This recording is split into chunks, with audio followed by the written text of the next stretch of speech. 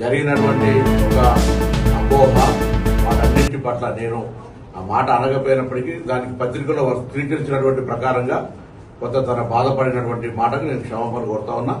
ఎక్కడ కూడా అటువంటి ఆలోచన లేదు. నాకు అటువంటి ఆ ఒరవడిలో నేను పెరగలేదు. కాంగ్రెస్ పార్టీ నాకు ఆ సంస్కృతిలో నేర్పలేదు. కాబట్టి నేను తప్పకుండా ఈరోజు తెలంగాణలో కానీ దేశంలో రాహుల్ గాంధీ గారు సామాజిక న్యాయం కోసం పోరాడే సందర్భంలో వ్యక్తిగతమైన అంశాలన్నీ పక్కన ఉంచి కాంగ్రెస్ పార్టీ సామాజిక న్యాయానికి జరిగే దాని లోపల ఒక బలహీన వర్గాల బిడ్డగా ఈ రోజు తెలంగాణ రేవంత్ రెడ్డి గారి నాయకత్వంలో పిసిసి అధ్యక్షుడు మహేష్ కుమార్ గౌడ్ గారి నాయకత్వంలో రాహుల్ గాంధీ గారి సూచన మేరకు ఏదైతే 42% రిజర్వేషన్ పోరాటం జరుగుతుందో సామాజిక న్యాయం నిన్న ఉదాహరణకు బీజేపీ అధ్యక్షుడు కూడా మాట్లాడే సందర్భం లోపల 84% వర్గానికి వ్యతిరేకంగా మాట్లాడద్దనే మాట చెప్తున్నాం తప్ప మేమంతా ఐక్యంగా కాంగ్రెస్ పార్టీ రేపు భవిష్యత్తులో రాహుల్ గాంధీ గారి నాయకత్వంలో పనిచేసే వాళ్ళని తప్ప ఇంకోటి కాదు. లక్ష్మణ్ కుమార్ గారు వ్యక్తిగతంగా బాధ కలిగి ఉంటే మాదిగ సమాజంలో మేము అంతా కలిసి పెరిగినటువంటి వాళ్ళమే కరీంనగర్ టౌన్ లో. కాబట్టి అటువంటి ఎక్కడ కూడా ఆ అపోహ ఉండద్దు అనేటువంటి మాట నేను మరొకసారి ప్రత్యేకించి విజ్ఞప్తి చేస్తున్నాను.